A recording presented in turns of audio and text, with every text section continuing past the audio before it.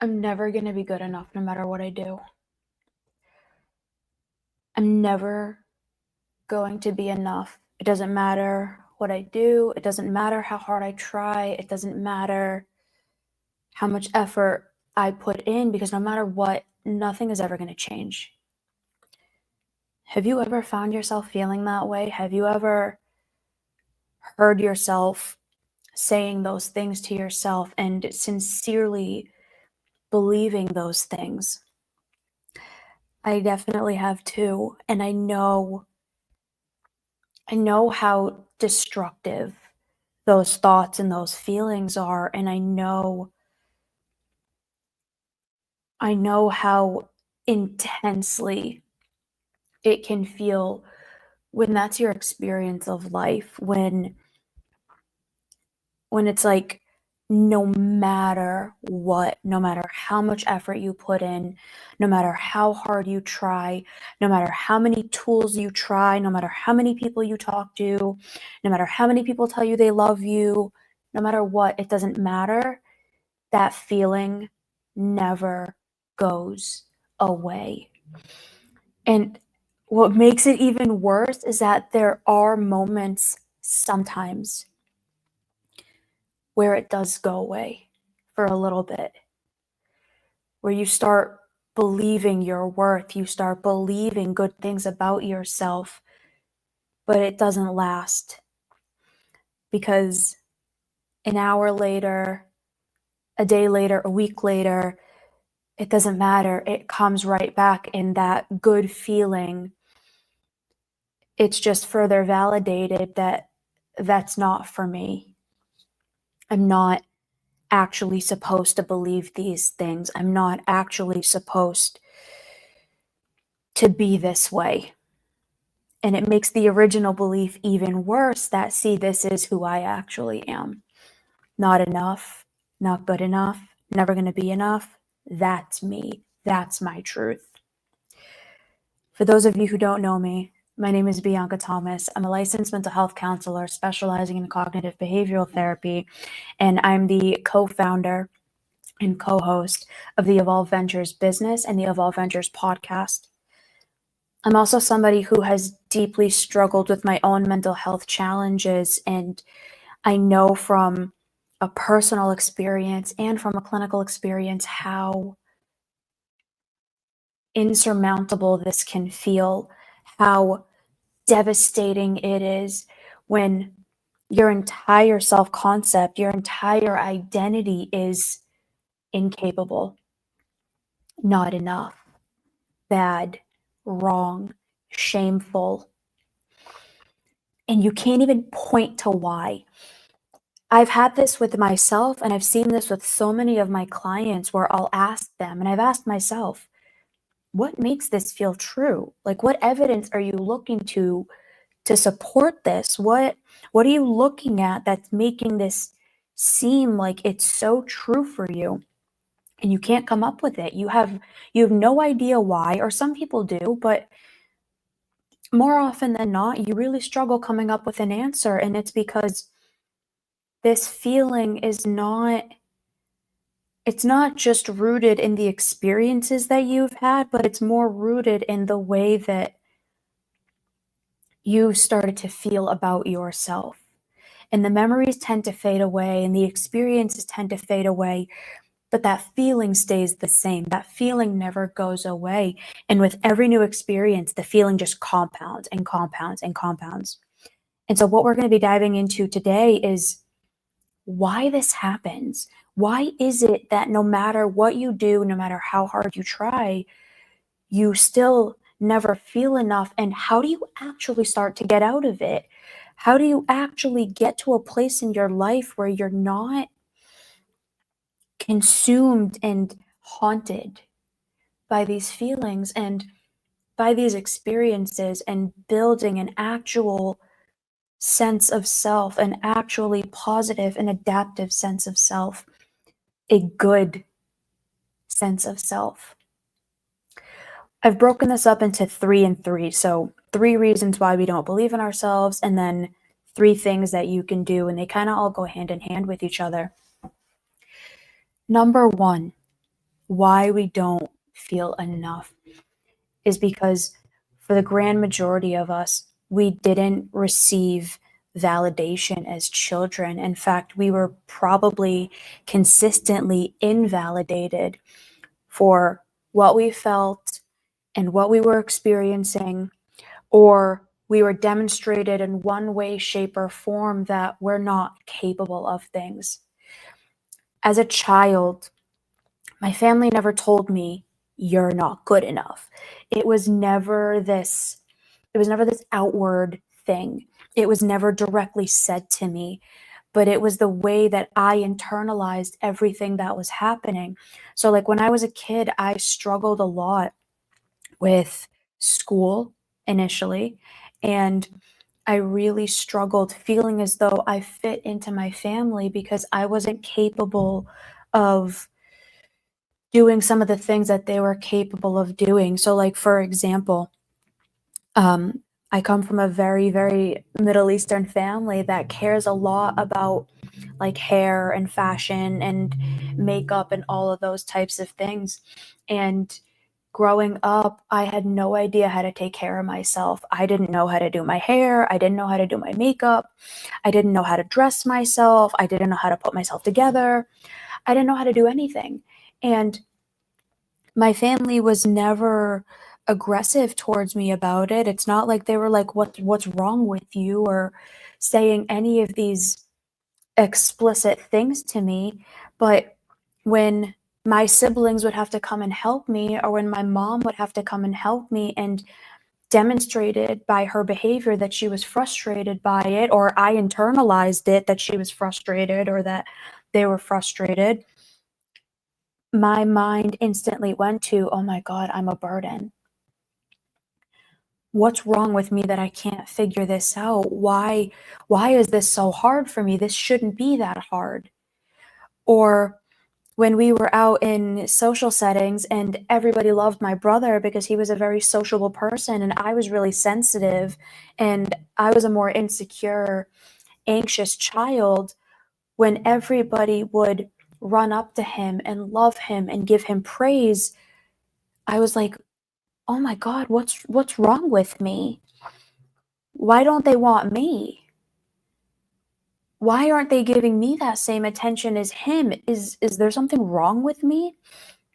And so these consistent experiences led to this notion, this idea that you're not enough, you're not wanted, there's something wrong with you, you're defective, you're deficient.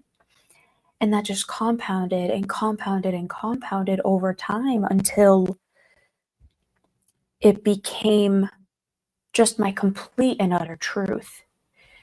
And that leads to number two. Because of that, because of always feeling like I couldn't measure up, always feeling like everybody had to help me, like I couldn't do things on my own, those started to build into this identity that I'm shameful, that not only am I bad and not only am I not enough, but I need to be so ashamed. Ashamed of who I am, ashamed of my lack of ability, ashamed of everything. There's this really, really phenomenal book called Healing the Shame That Binds You. And I can't remember the author's name, but in that book, he talks about the fact that when you develop a sense of shame as a child, when you feel the experience of shame, it becomes woven into and bound into your identity. It becomes a massive part of the way that you identify yourself and how you perceive yourself. This is why when we're adults, we actually can't really pinpoint what happened. All we know is that we feel this visceral badness within us. We can't point to anything, but we know that it's there. And all we can point to is that feeling and that sensation and just the belief that is so, it's like right here. It's in our face all the time. It's in our heart, it's in our gut. And no matter what you do, it doesn't go away. It's because your identity is built around shame. Your identity is built around not enough, wrong, bad, incapable, defective, unlovable, worthless, whatever your core belief is that ended up being developed. The narrative, the way that you were speaking to yourself became developed into your self belief, which became your identity and the lens in which you viewed the world. So, someone could come up to me and tell me, "Oh my God, you're gorgeous. Oh my God, you're so smart. Oh my God, you're so capable." But it completely went against the lens that I had developed over decades. And so it's like, what are you talking about? No, I'm not. What are you talking about? That's not true. And they're like, what are you talking about? Why isn't it true? And you can't even give them an answer. Because again, it's just, it becomes who you are. And you can't explain that to people, and so they don't fully believe you, and it hurts all of your relationships. It hurts the way that you show up into the world, and that becomes number 3. When you're constantly invalidated, either explicitly, meaning directly, or covertly, means not explicitly, not directly, when that ends up becoming your identity and the way that you perceive yourself, you end up navigating the world from that space of shame, from that space of not enough, from that space of you are bad. What this looked like for me is feeling so unsafe in the world. I didn't feel like I belonged anywhere. I felt like nobody cared about me, nobody loved me, nobody was ever going to want to be around me. And because I already had that narrative in my head, because that was already the thing that I believed so deeply to be true, I actually unconsciously pushed people away. When I would walk into a room, my entire demeanor was closed off, shut off, very I looked very angry. I looked timid. I looked scared. I looked completely closed off because I believed that I was so bad, nobody would ever want to love me. Nobody would ever want to be around me. And now people can't mind read. They don't know why you look the way that you do. They're just reading your body language and they're like, oh, she doesn't want to be talked to. She doesn't want people going near her. Or men and women would be like, oh my God, she's not interested, and they would go away. Or I would cling to relationships that didn't serve me because I felt so ashamed, because I didn't feel good enough. I gave and gave and gave and gave and gave of myself to the wrong people. And what ended up happening with that is when you consistently give to the wrong people and they don't give in return, you believe that it's because of how bad you are. And if I just give a little bit more, and if I just put in a little more effort, and if I just do a little bit more, then maybe they'll love me, and then maybe they'll be enough. Then maybe they'll want to love me, and I'll be enough to receive it. And that time never comes. What ends up happening is it just instills that feeling even more that if I was enough, they would have loved me. Even though more often than not, those types of people can't love you because they're not capable, because of whatever it is that they have going on within themselves. And the cycle continues. If you've stuck around this far, it's probably because you feel the same way too. You resonate so deeply with this. You're like, yes, this is me. What do I do about this? How do I get out of this? How do I stop feeling this way? Because I don't want to live like this anymore. I've hit that spot so many times where it's like, I'm not going to do this again. I'm not going to live this way. I'm not going to be this way. And then I take a few steps and then I end up completely falling backwards. I think we have to acknowledge and admit that that is part of the journey. That is part of what's going to end up happening. You're going to mess up. You're going to make mistakes. You're going to struggle. And I think first and foremost, we have to be able to give ourselves permission to make mistakes. We have to give ourselves permission to acknowledge the journey for what it's actually going to be, which is really freaking hard. You can't have identity shifting and growth and true evolving without struggle. And especially if you've been having these feelings and these experiences for a really, really long time, you need to be able to give yourself permission and the grace and the understanding to know that I am going to error. I am going to make mistakes. I am going to fall off and get back up and fall off and get back up. But recognize that that is the journey. Because with every iteration of that, you get a little higher and a little higher. But as long as you don't give up, that's how you end up getting to that space. And so the first thing that we all need to do after giving ourselves the permission, that permission slip, what I found to be so helpful, not only for me, but clients that I've worked with, is writing out your story. Write out the narrative that you've been living by. Give yourself the permission to really ask yourself the question, what happened to me? What happened to me? What did I go through? How did I get here? What are the experiences that I have gone through, not from a place of poor me? And if that's where you are, that's okay. Feel it from a place of what are the experiences that I went through that led me to this space to sincerely believe that this is the truth of who I am.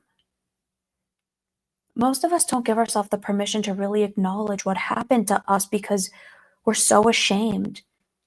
We don't want to feel like a burden. We don't want to bother people. We don't want to keep going through the story because we already feel bad about it. We don't want to talk about it anymore. But when I actually started giving myself the permission to acknowledge what happened to me, why am I feeling the way that I do?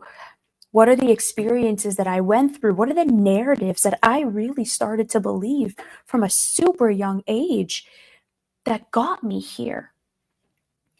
Giving yourself that permission helps you to really understand how everything happened so that you can move on to number two, which is really starting to forgive yourself and to accept what happened. I think this is the hardest step for most people, and I'm in this phase right now. You know, I've been on my own evolve journey for the last 7 years. I like really started doing the work, and I keep going through these iterations, but allowing myself to do that, to get to this level and then to this level and then to this level, it's allowed me to go from this broken little girl who felt so defective and unworthy and not good enough to having done 4,000, almost 5,000 therapy calls, 375 podcasts on the Evolve Ventures podcast, building a business, you know, helping people every single day, doing everything that I'm able to do now.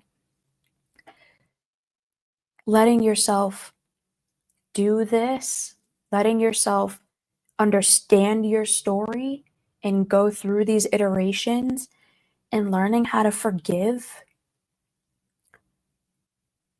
this is critical because we can't move forward if we don't accept ourselves for why what happened, why we did what we did, not because we're trying to excuse it, not because we're trying to excuse the behavior of the people who hurt us, and not because we're trying to excuse our own harmful behavior. Like, I've made so many mistakes. I've done so many things that I'm not proud of, and I'm trying to forgive myself for it because I didn't know better, or it wasn't my intention, it wasn't what I was trying to do, but that is what ended up happening. Learning to understand it, to forgive yourself for having been someone who was making mistakes, who didn't know better, or who wasn't in a place to be able to do better, and to accept that that is a part of your journey. this is how you start to feel liberated from these feelings. This is really how you start to feel liberated from these emotions. It's when you can really look yourself in the face and say, I forgive you. I'm not saying what you did was okay. I'm not saying that you were perfect. I'm not saying that you're gonna do everything perfectly, but I forgive you for being human. I forgive you for being flawed. I forgive you for making mistakes because everybody does. And you're not exempt from that. Letting yourself gradually over time forgive yourself because it's not a one and done. But letting yourself forgive yourself, letting yourself acknowledge your patterns, letting yourself understand and accept what happened allows you to do the last thing, which is start noticing how those patterns are still showing up in your day to day. And now this can be challenging and difficult to do on your own if you've never done this before, and that's okay. But what I usually suggest for clients to do is keep a notebook near you or keep your phone.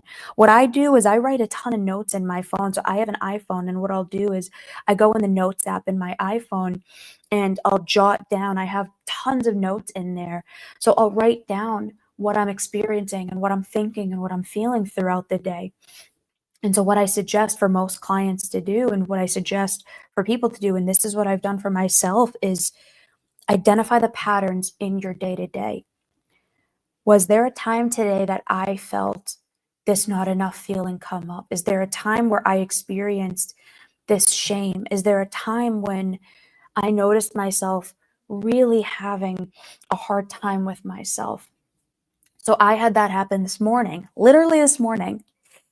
I deal with chronic back pain and back issues from an incident that happened when I was 18, and it's been acting up so bad the last, like, month and a half, and I haven't been able to go to the gym as much as I typically do, and I like to eat when I'm stressed out, and so I've been working out less and eating a little bit more, and my body is starting to change as a result of it.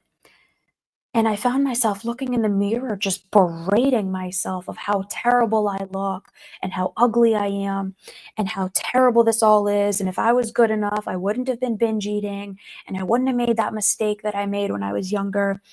And I just noticed it. And in the moment, I wasn't able to stop myself. But afterwards, I took a step back and I was like, what the hell just happened? Why did I just do that? What just led me to berating myself that badly? And then I did what I'm suggesting, which was I wrote it down. I wrote down what's been going on. I wrote down how I've been feeling and what just happened. So I was looking in the mirror and I started feeling shame and I started feeling terrible about myself. And then what I did was I tried to self-soothe. I gave myself grace. I gave myself love. I was compassionate to myself the way that I want other people to be compassionate to me. Sometimes that's the best thing that you can do is self-soothe, give yourself that compassion, and then when appropriate, make a change of action. Either change the narrative that you're telling yourself, so change the story that's in your head, the way that you're speaking to yourself, or try to do something about it. So what I'm going to do is I'm going to make sure that I try to focus on not overeating and being mindful of if I'm noticing my impulses coming out to want to binge. If you allow yourself to start writing out your story, to forgiving yourself for the mistakes that you've made and the mistakes that you're going to continuously make because we're human, and then notice the patterns that are coming up in your day to day, and then changing the narrative, changing your behaviors as a result of all of these.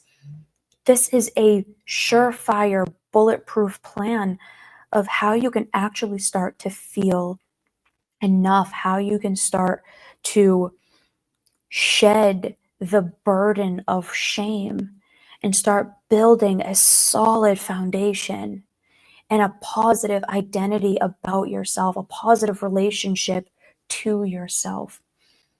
Now, this isn't going to happen overnight. This isn't going to be, a 6-day process, whatever. It's going to take time. This is going to take many challenges and many iterations and, you know, a good chunk of time, but that time is going to pass anyways. And why not give yourself the chance to finally feel good about yourself, to finally be able to see yourself in this positive, adaptive light, the way that probably so many people in your life do. Give yourself the permission to go through this and see the impact that it can make for you. I've seen it in myself, and I'm not perfect and I'm not where I want to be, but I haven't given up yet. And I hope that you don't either. These skills can be learned. This is a learnable skill. And the better you get at it, the better you'll feel. And the better you'll feel, the more you try. And the more you try, the more your life expands. And the more that you can live a truly happy, fulfilling, and healthy life. And if this is something that you don't think that you can do on your own, that's totally okay. I didn't do it on my own. I've had coaches and therapists since I was 16. So if this is something that you need help with and that you want help with, go in the show notes, go in the description, and click the links in there. Reach out to me personally through my Instagram or on evolveventurestech.com, and let's work together. We'll help you to figure out how you can do this for you and how you can start building you. Because a world where everybody is navigating this, where everyone is healing their wounds and overcoming their trauma and navigating their shame, is a world where people stop hurting each other, where people stop doing harm to each other and doing harm to themselves. That's the world that I want to live in. It's the world that I'm trying to build for me. And I hope you take this journey for yourself too.